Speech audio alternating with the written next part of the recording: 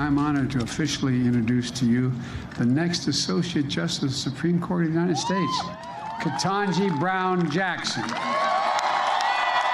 Judge Jackson, you will inspire generations of leaders. In my family, it took just one generation to go from segregation to the Supreme Court of the United States.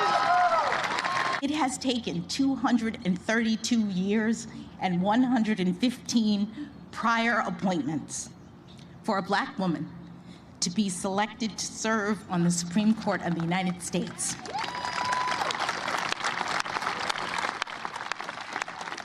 But we've made it.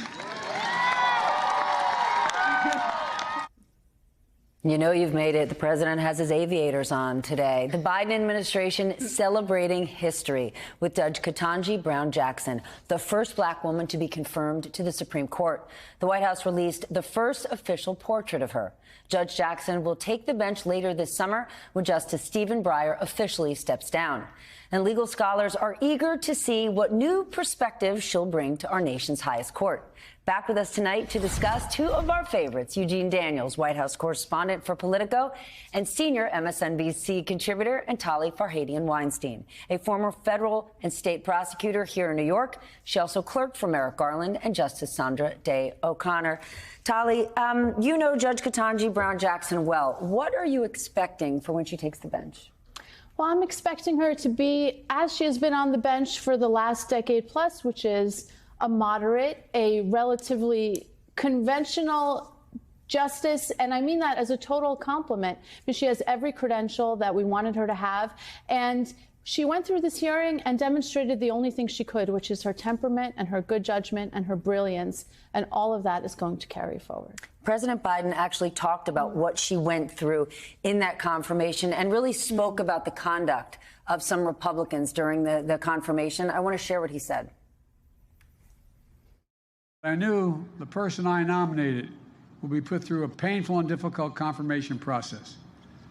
But I have to tell you, what Judge Jackson was put through was well beyond that. There was verbal abuse, the anger, the constant interruptions, the most vile, baseless assertions and accusations. Eugene, let's get real.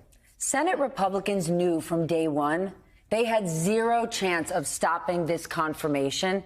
Did they just want these hearings to amplify their new universal message of don't vote woke for the midterms? No, absolutely. These hearings... Woke, which she's not, by the way. Right, exactly. Very moderate, like you were saying. You know, these hearings are a lot of theater. And what we saw with Ketanji Brown Jackson was someone who, you know, every Black woman I know has seen this before. People yelling at you, and you have to stay calm. Because had she, you know, lost her temper, had she said something out of line, then that would have been what we've been talking about for a long time. Republicans have made it very clear that they're not really looking to work with President Biden on anything, and that includes They'd say that crazy woman. If she defended herself at the same level she had been attacked, it would have been her the crazy one. Exactly. And that was something she knew that she wasn't going to allow herself to do. Her friends have talked about that publicly, just with Lawrence O'Donnell. And I will say, you know, talking to Black women in my family all around the country since she was announced, is them seeing themselves in that. Even to when she said, we've made it, right? Talking about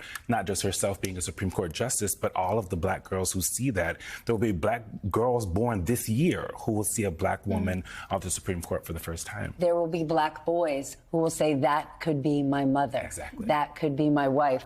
I want to switch gears, Tali, and talk January 6th. A Proud Boys leader, we learned today, pleaded guilty on charges related to the riots and agreed to cooperate with prosecutors. At the same time, in a different case, somebody involved in Stop the Steal, one of the organizers, he too is cooperating with prosecutors. What does that tell you about not just the whole January 6th investigation, but all those other people involved who are not cooperating?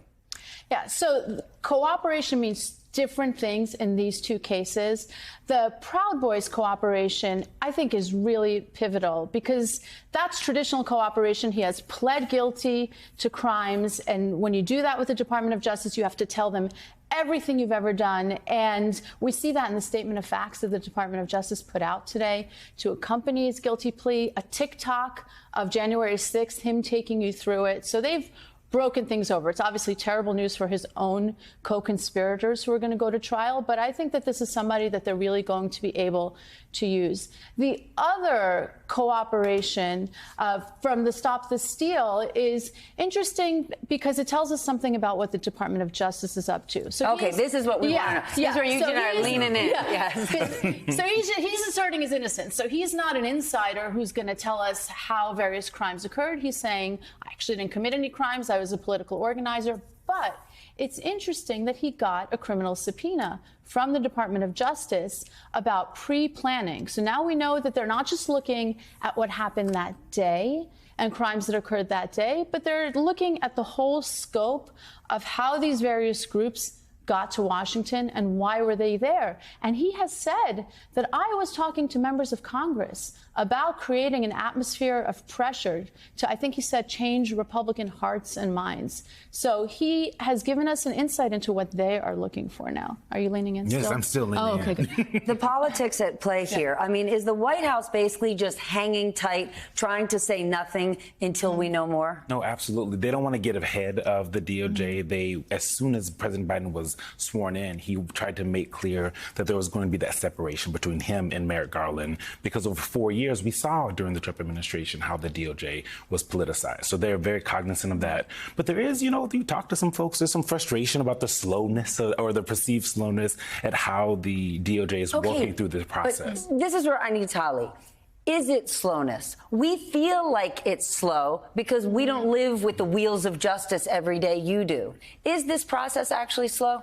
I don't think it is. And, Stephanie, now you and I have talked about how we've become so addicted to leaks that if we're not getting them, we think, right? And that's what keeps this man in business. Who's to blame for that? And so when we're not getting them, we think that something is wrong. But there have been 800 arrests, I think, connected to January 6th. We see that there are offshoots everywhere. So we had this North Carolina plea today. We had Stop the Steal somewhere else. They're looking in these different directions. The scope is growing. And we also know that President Biden picked an attorney general who knows what he is doing. Who knows what he's doing, who knows how to handle a sprawling investigation, who understands the threat of violence inside the United States, of political violence. And so I think we should take him at his word when he says, I'm working on it. All right, everybody out there who's getting frustrated, Tali just told you, hang back, it's happening. The guy knows what he's doing, and she knows what she's talking about. As for Eugene, he should try to find some leaks. That's what his job is. Eugene Daniels, Tali Farhadian Weinstein, thank you both.